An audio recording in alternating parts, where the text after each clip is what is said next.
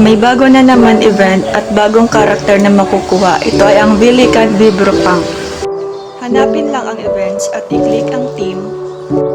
Hanapin ang special events at i-click ito. At hanapin ang GSI Finance Play Like a Pro. Kailangan lang gawin yung mga task. Pagkatapos nyo makumpleto yung task, ay makukuha nyo na ang karakter.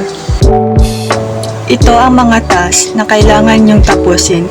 Eliminate 60 enemies using XM4 in any mode.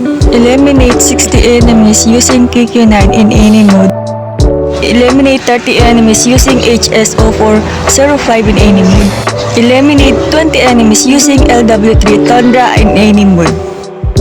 Mapa BR man or MP, ang importante ay kailangan nyo lang matapos yung task.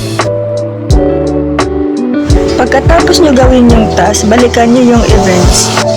After nyo maka 100 points, ay makukuha nyo na ang Villican Vibropunk character.